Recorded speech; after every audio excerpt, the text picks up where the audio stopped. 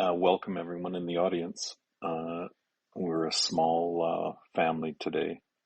We're missing Nitya as well, so I'll turn it over to you, Bindo, now to start. We'll turn off comments and hand raisings until we're finished. And Bindo, we're starting with mantra 8 today from Isha, correct?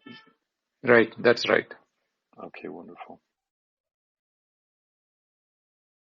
Okay, let's start today's session.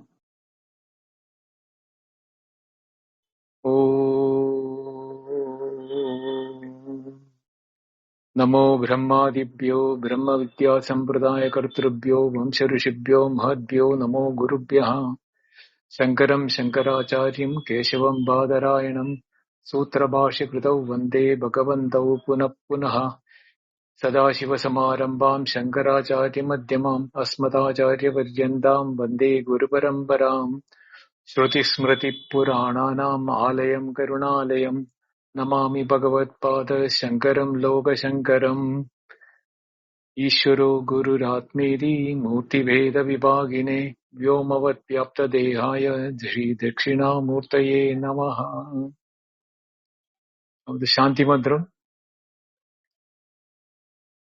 Om Purnamada Purnamidam Purnat Purnamudachyate Purnasya Purnamadaya Purnameva Vasishyate.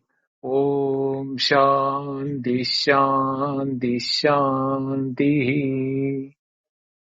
Harihi Om. So, we saw from the beginning, Isavasyamidam Sarvam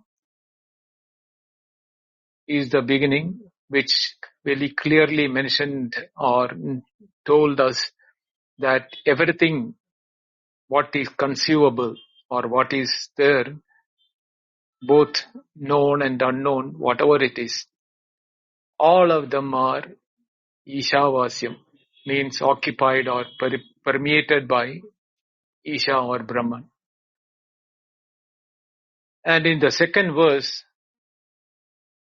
the Upanishad said that those who are not able to do the renunciation, sannyasa marga, or the act of detachment, ena tektena bunjitaha.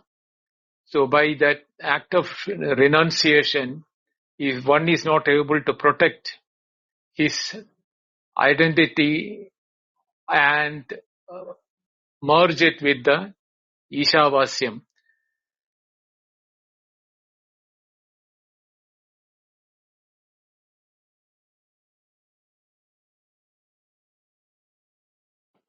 to such people who think that there is differentiation between one to another, those people should be able to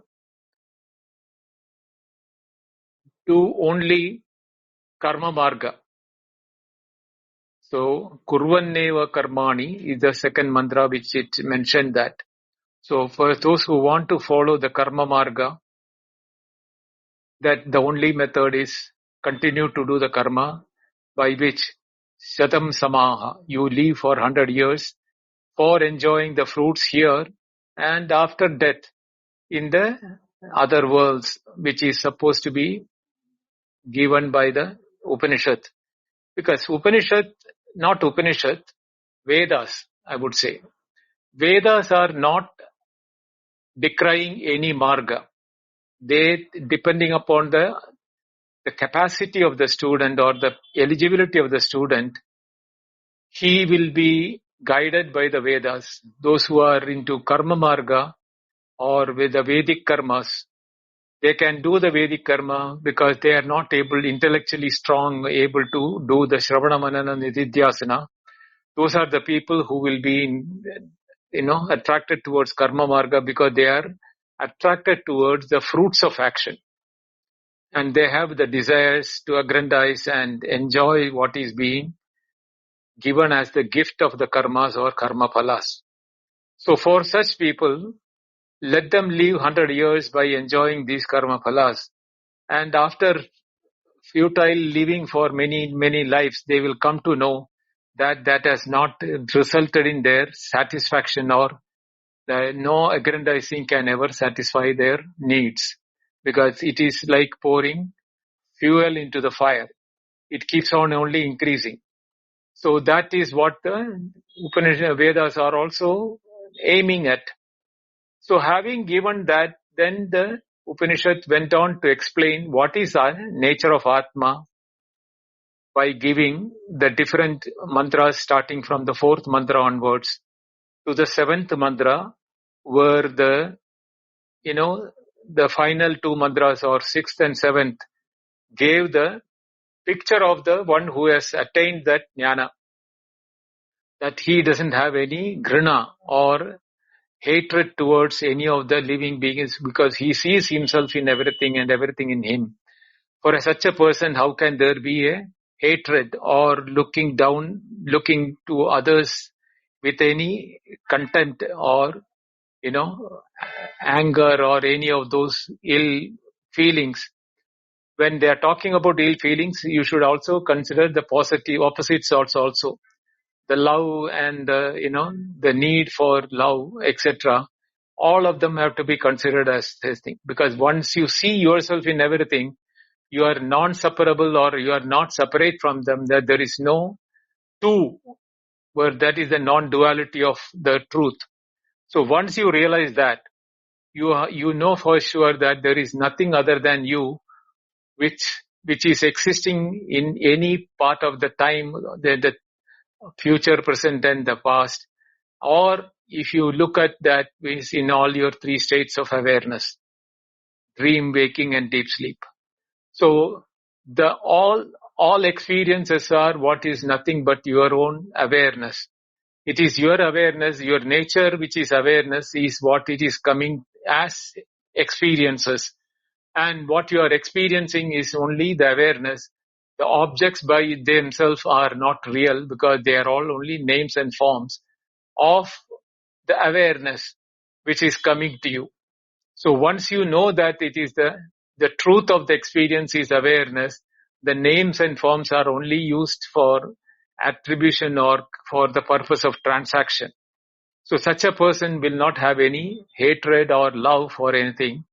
And then it also says, neither is he tied up by any kama krodha, neither love and the desire and the anger towards objects, because he sees himself in everything. So such a person has become one and everything, and he is seeing everything in himself.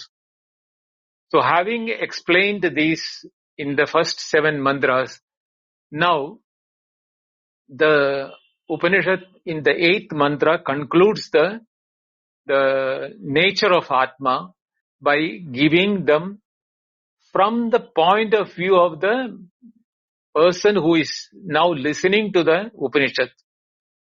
He should not consider himself as separate from the person that, this is being talked about at Jnani, not about oneself. No, that the Upanishad is addressing each one of us in its language, its own language, so that we do this analysis using this mantra to identify ourselves with the Brahman. For that, the 8th mantra is being used. Swami Chinmayanta used to say, whenever the meter of a sloka or on a poem changes, it is to give importance to the subject which is being mentioned. So you will see the meter in this particular mantra is also different from the earlier mantra, where you saw only 2 lines are here, whereas here you can see the 4 lines are appearing. And this meter is also to wake up those who are listening to it, in a monotonous manner, that something important is going to be spoken, and they need to give attention to that. So this particular mantra has got importance from the point of view of the Upanishad, because the 9th mantra, again, it goes back to the old one of the 2-line meter. I'm not giving the Sanskrit name for the meter, because it will only confuse you people. So you should understand that there is special meaning which you should understand this particular mantra, which is the 8th mantra. I'll read the mantra by breaking up the words.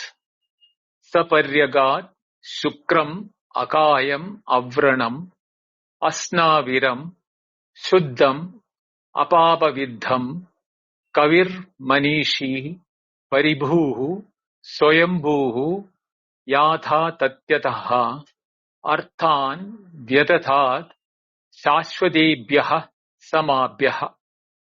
That is how the mantra is it.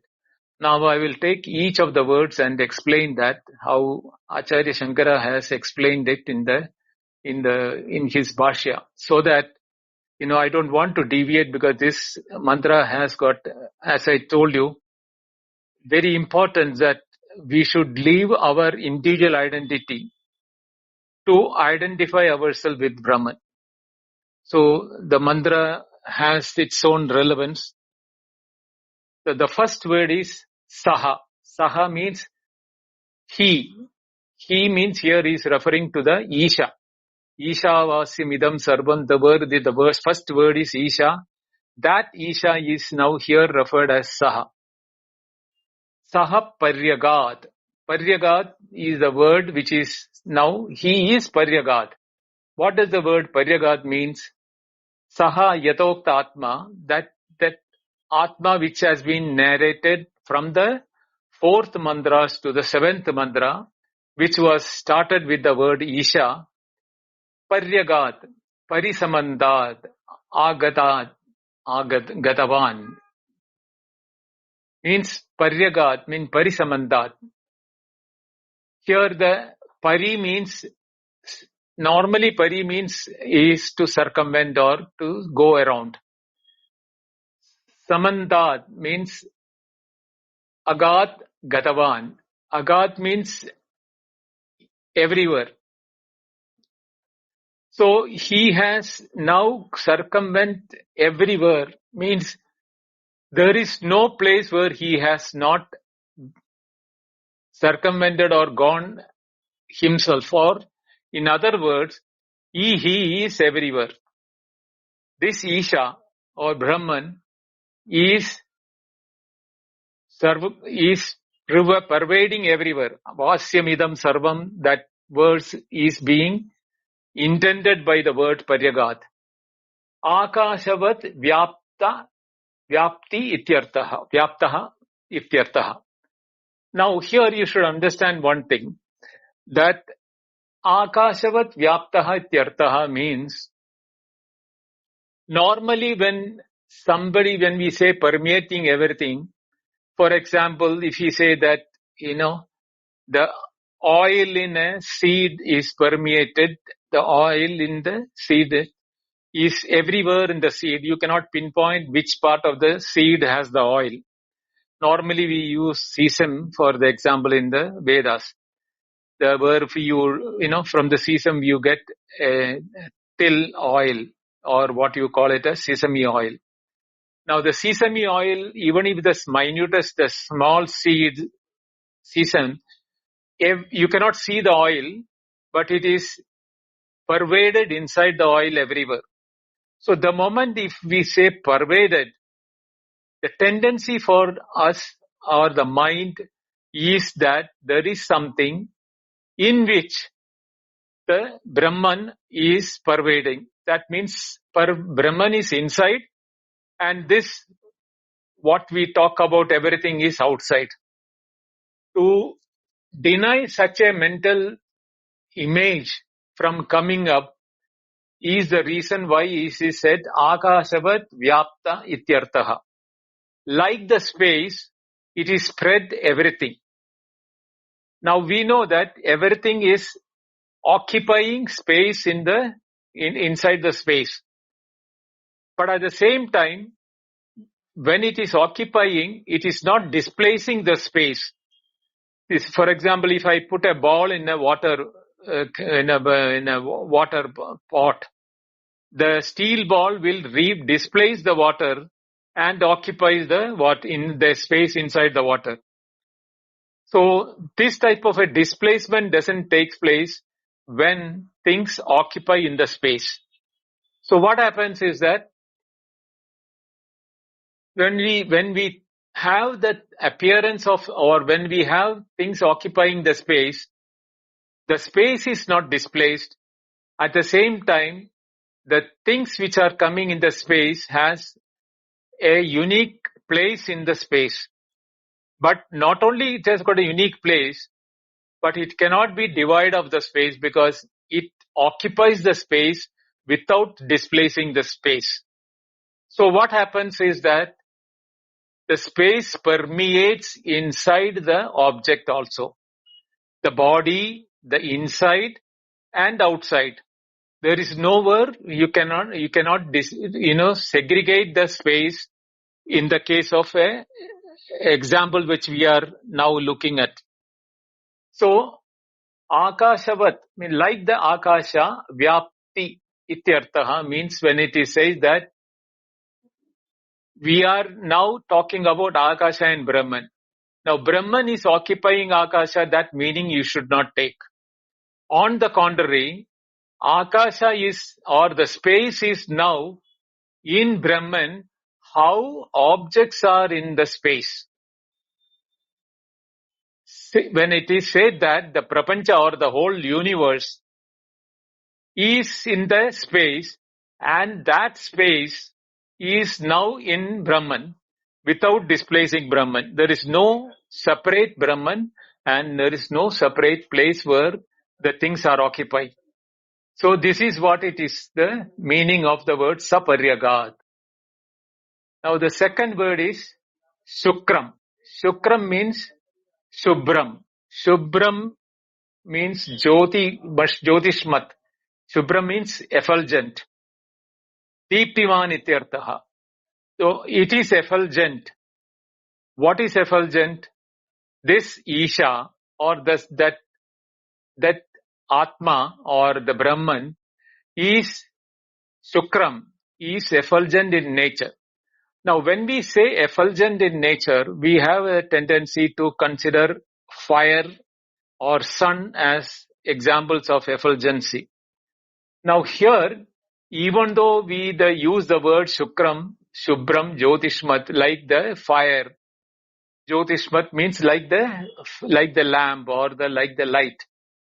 Here the weed it is, here to understand it is the self-effulgent nature of Atma. It is self-illumining in nature. Like the sun, if I say, the sun effulgence is due to certain chemical reactions or happening in the globe. But here it is not there. Therefore, we have to understand that this is the nature of awareness. Awareness by itself is self-effulgent. When awareness when we consider, it is not that it is giving us the knowledge of the objects which we are now coming under the awareness, but also the awareness engulfs and occupies the object to grasp the object by permeating the object so that we come to know of the object, whether it is an external object or an internal emotions, feelings or thoughts. The self-effulgent nature of Atman or Brahman is that it not only shows or objectifies the object, but it also makes it part and parcel of us by making it as a knowledge or awareness within us. So the word Shubram or Shukram is to be understood that meaning. Now comes the three words, Akayam, Avranam, Akshadam, Asnaviragam. Now these three words are used because when we talk about the Brahman or Isha has permeated us, the normal tendency for us to consider us is with the body. Our transactions are always related with the body. So what happens is that we first consider ourselves as Shariri, means one with the body. So Kayam means Shariram. Akayam means without a body. Ashariram means Linga Sharira Varjida Ityartha. Now here the word Linga Sharira Varjida is being used is to show that Sukshma Sharira. So here Akayam is standing for not the Stula Sharira, but for the Sukshma Sharira or the subtle body, which is our mental inner body, the mind, intellect, etc. That is what is called Shariram here by the word Akayam. Why? Because the next two words, Avranam means Vranam, is to have scratches or cut or wound, etc. That is possible only for the physical body. So, or the decay of the body. So, Avranam means Akshatam. Kshatam means to decay or to have a, limp beings taken apart. And Asnaviram, Snavi means Nava means Shira is the word. Asnaviram means without head. Yasminna vidyade ityasnaviram. One who doesn't have head. Means we should not look that word that is Asnaviram means is talking about a person without head. Here it is meaning that it is not being considered that we have a physical body and even our head is being removed, we become null and void. That feeling we have that if I am beheaded, I will not cease to exist. So, Avranam Asnaviram is talking about the physical body of our Stula Sharira. Then Karam Avranam Asnaviram Itya Vipyayam Stula Sharira Pradishedha.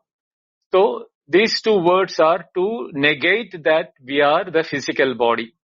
So, we are neither the subtle body of the mental level, nor are we the physical body of which can be having decay or deep beheaded.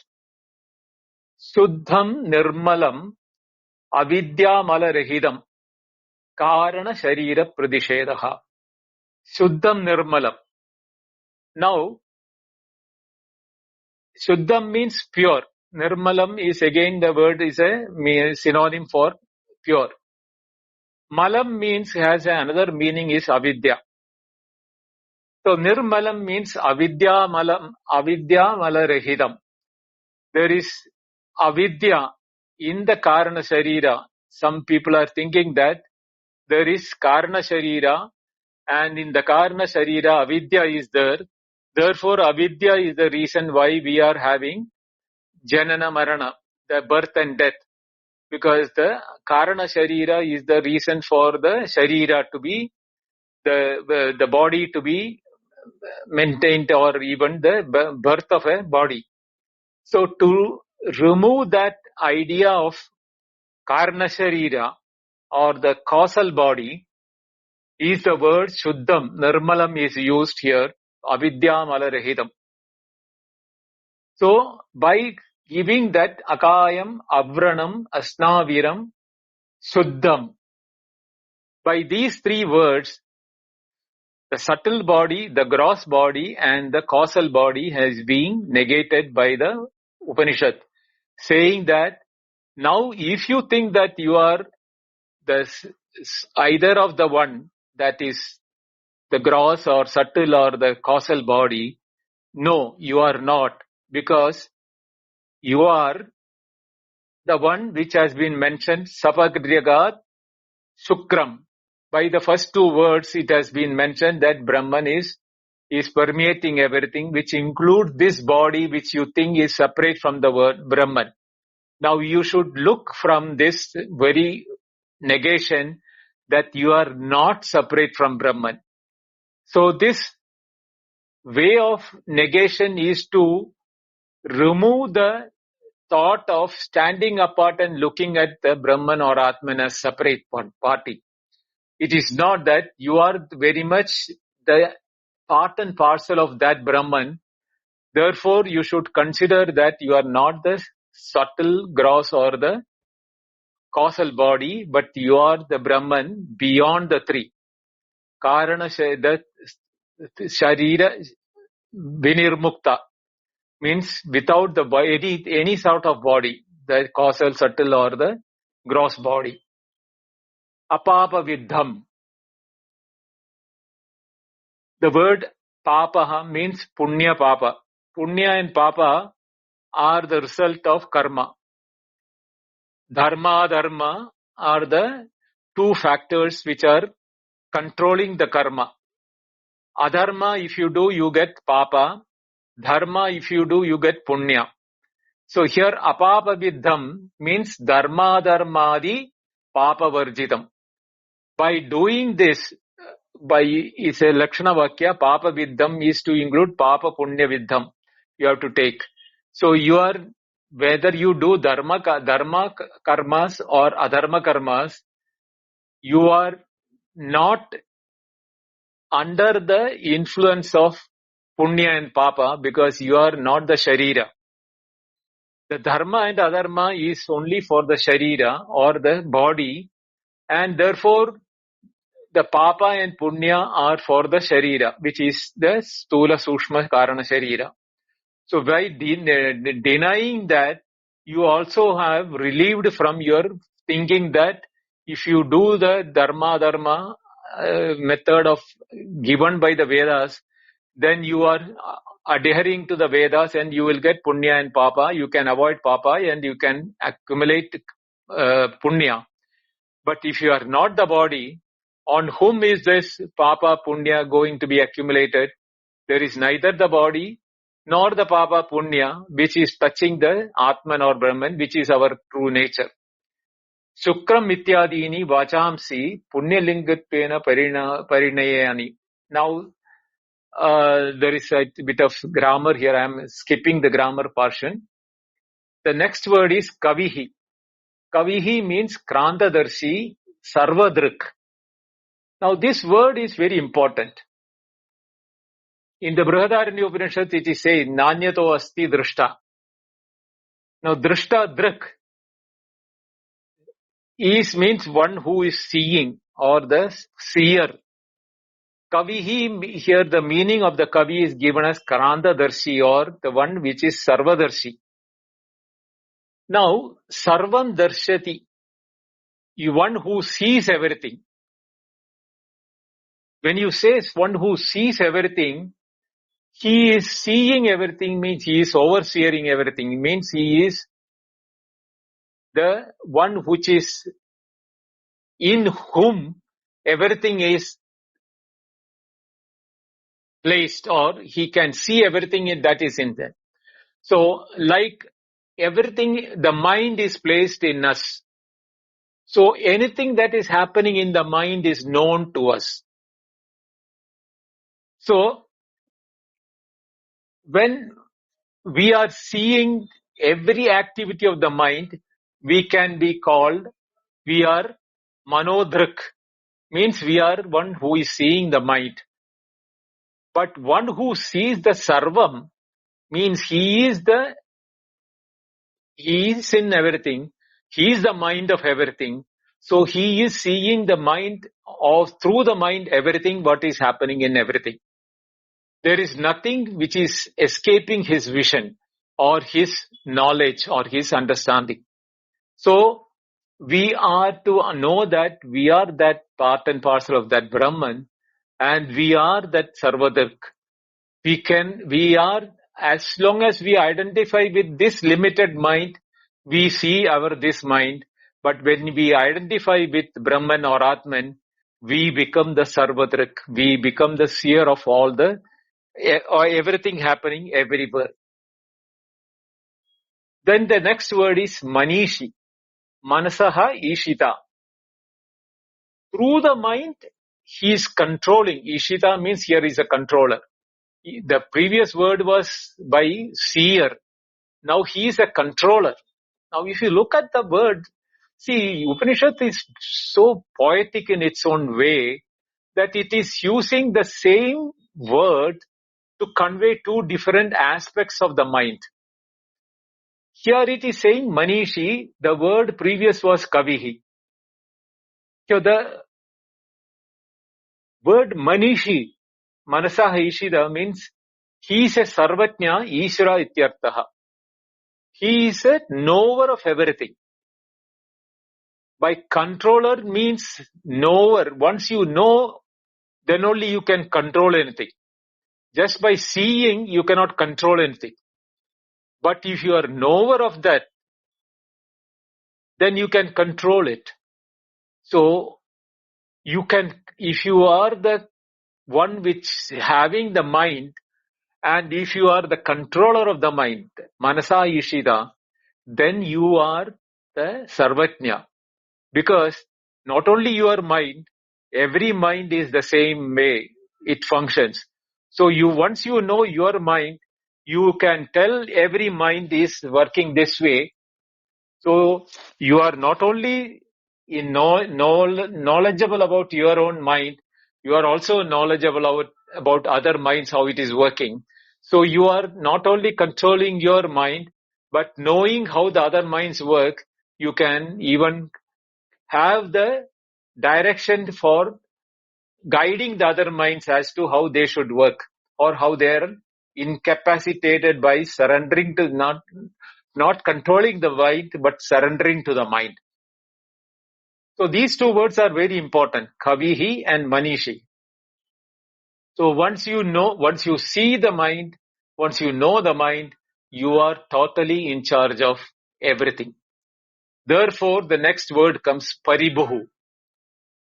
Sarvesham Pari means Sarvesham Upari, Bhavati Paribuhu. It is the supreme-most being.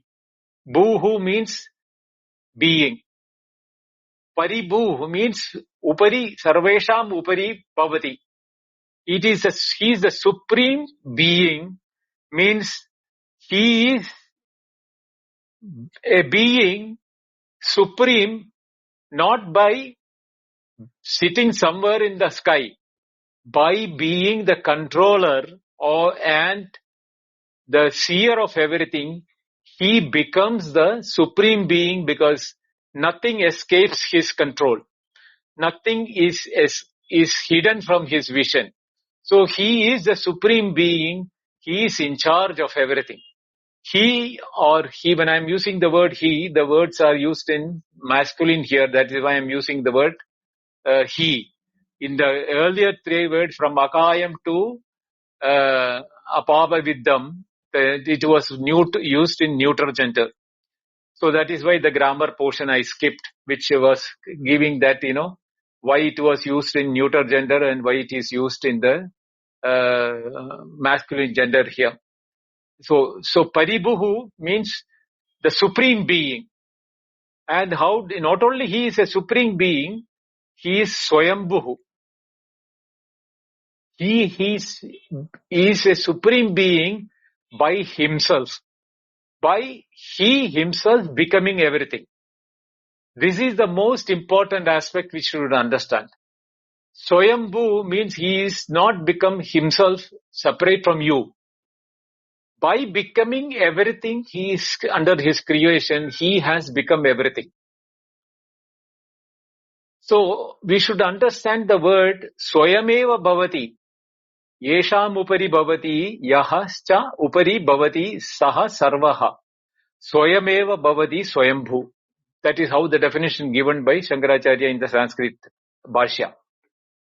He having become everything, he has now become Swayambhu. Earlier word was Paribu. He is a supreme being for everything by controlling and knowing everything.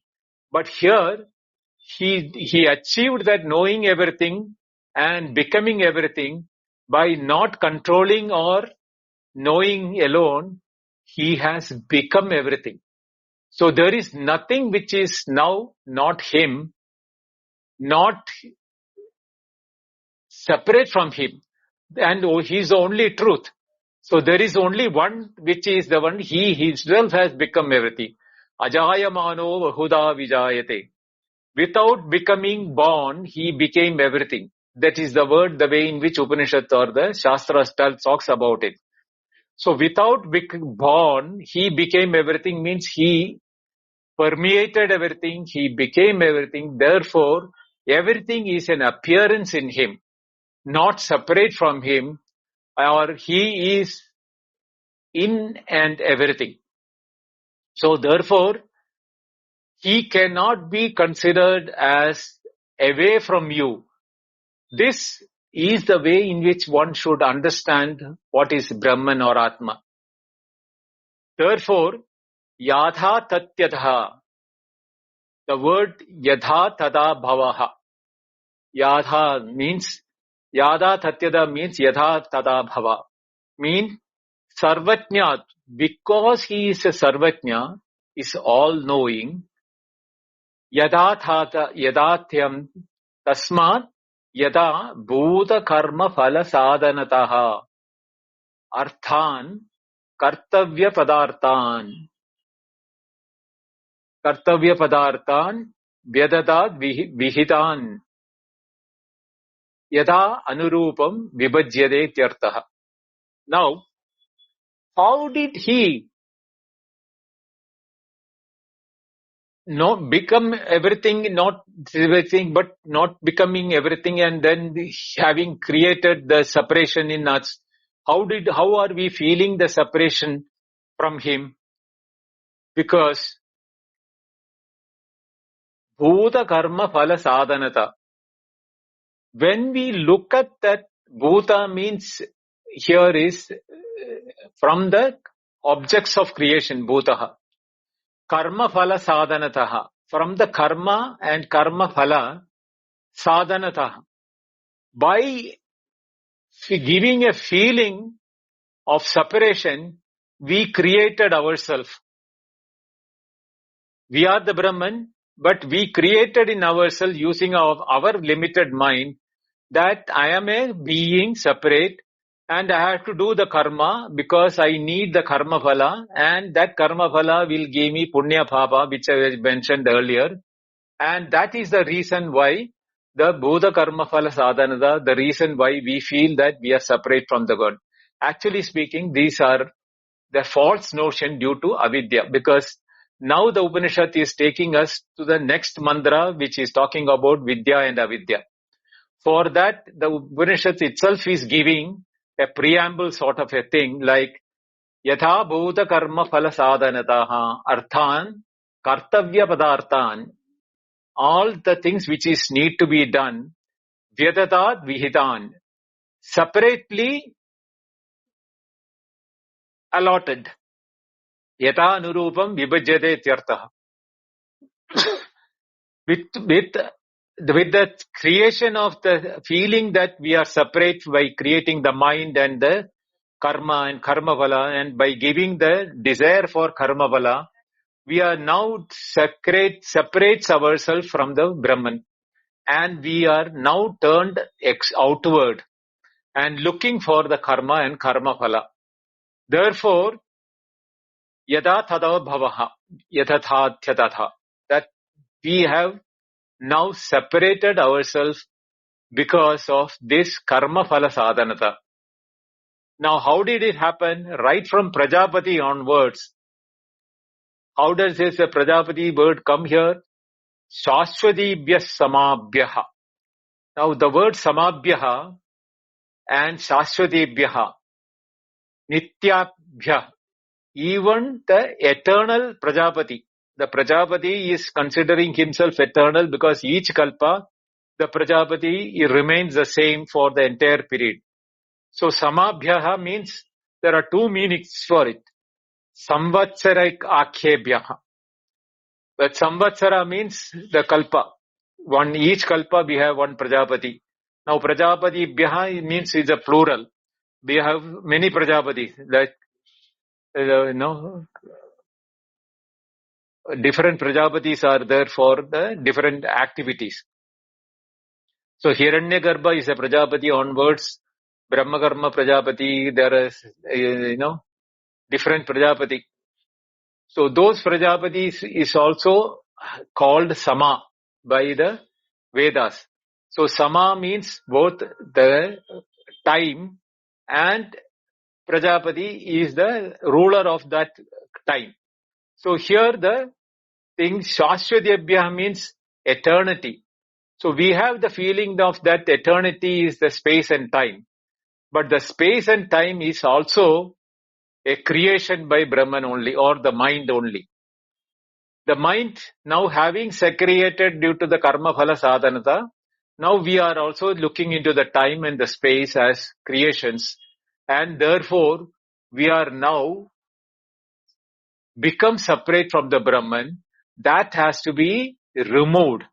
For that, the means are being explained in the next mantra onwards.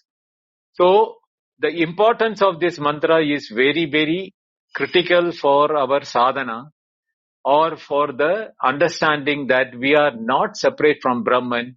We are part and parcel of it. We are not separate, not by thinking that we are separate. That is due to avidya. The words avidya, vidya will come in the next mantra.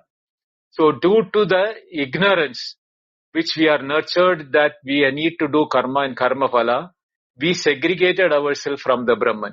That is wrong. What we should do that we are the same by either by become Sarvajna, or whether we Paribhu, or whether we are Swayambhu, whichever way we look at it, we are the same Brahman who in our reality should take ourselves beyond our three bodies of subtle, gross and causal. Then only we can think about that level of Brahman as our true nature. And these three states of Jagrat, Swapna, Sushupti is the three Shariras also. So you can say that unless we take from ourselves away from these limitations, we will not get the identity that we are Brahman. For this mantra need a very deep nididhyasana by each and everyone. So look at the meanings, look at the explanation what is being given, and do the Shravana Manana Nididhyasana for your own firm understanding that you are nothing but Brahman. Tattvamasi, Aham Brahmasmi will become a realization for you if you do this Shravana Manana Nididhyasana on this mantra. I'll stop it here today, and next mantra onwards is every mantra is important in this Upanishad. It's not only 18 of the mantra.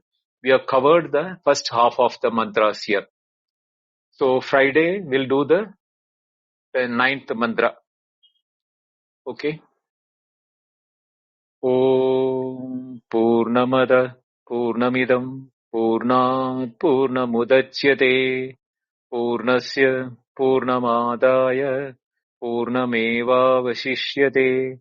Om Shanti Shanti Shanti. Harihi Om Shri Gurubhyo Namaha. Harihi Om. Thank you. Dhanyawad.